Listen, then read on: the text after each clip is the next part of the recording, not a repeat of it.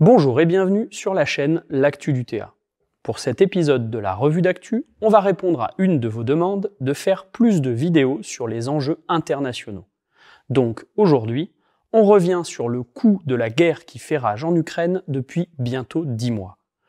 Allez, on attaque.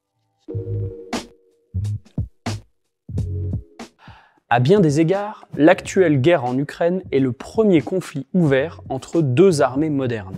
D'un côté, la Russie, seconde armée au monde, et de l'autre, une armée ukrainienne très fortement financée et équipée par l'OTAN. Loin des opérations asymétriques menées au Moyen-Orient ou en Afrique, ce conflit nous donne un avant-goût de ce que coûte une guerre du XXIe siècle.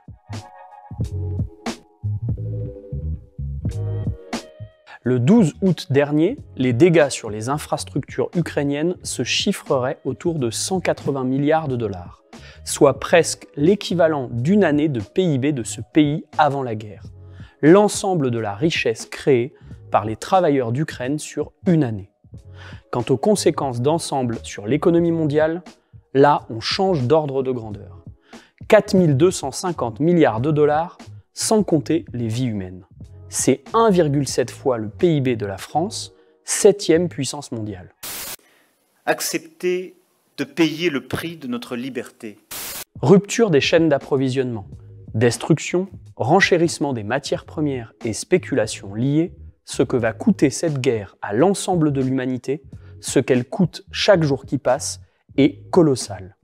Sur le plan économique, on le vit en Europe, avec une inflation galopante notamment, et demain avec l'effondrement annoncé de notre industrie, menacée d'être siphonnée par les USA, qui bénéficient désormais d'un avantage compétitif grâce à leur gaz de schiste. En Russie aussi, même si les bénéfices liés aux hydrocarbures explosent, 337 milliards de dollars en 2022, l'inflation est considérable sur certains produits de première nécessité. Et on annonce une récession de 3,4% en fin d'année du fait des ruptures de chaînes commerciales. Mais le coût de la guerre reste surtout humain. 7,2 millions de déplacés, 6,5 millions de réfugiés à l'étranger, 40 millions de personnes plongées dans la pauvreté et la détresse alimentaire. Et surtout, 40 000 morts depuis février, auxquels il faut ajouter les 13 000 personnes tuées durant la guerre du Donbass. Un chiffre qui pourrait encore grimper avec l'intensification des combats annoncés. Une intensification co-organisée par nos dirigeants, qui font le choix de la fuite en avant militaire. La France est en pointe depuis le premier jour dans le soutien à Zelensky et dans la livraison d'armes.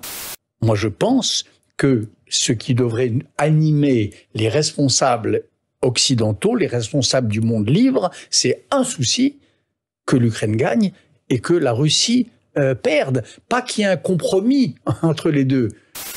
Au 11 octobre, le soutien occidental à l'Ukraine s'établissait à 84,2 milliards d'euros, dont une part essentielle constituée de matériel militaire. Pour la France, c'est plus d'1 milliard d'euros, l'équivalent de ce qu'il faudrait pour construire et équiper un grand hôpital de la taille du CHU de Grenoble.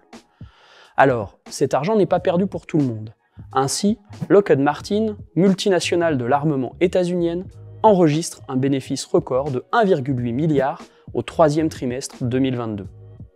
Le commerce international des armes conventionnelles est estimé à près de 400 milliards de dollars par an. Plus de la moitié des armes exportées proviennent des États-Unis. Disons les choses, entre le lobby de l'armement et les financiers qui spéculent sur le prix du blé comme sur celui du gaz, on tient nos grands gagnants de l'enlisement de ce conflit. D'autant que les budgets militaires sont annoncés en forte hausse partout. Ils représentaient déjà 2113 milliards en 2021, dont près de 40% pour les seuls États-Unis qui disposent de plus de 800 bases dans le monde. Comme disait Anatole France en son temps, on croit mourir pour la patrie, on meurt pour des industriels.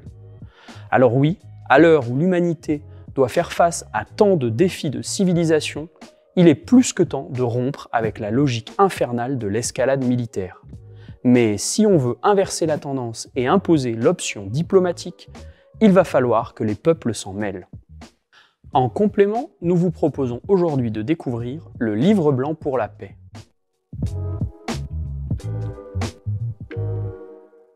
Ouvrage collectif coordonné par le Mouvement de la Paix et publié en 2017, il est plus que jamais d'actualité pour outiller les militants pacifistes contemporains.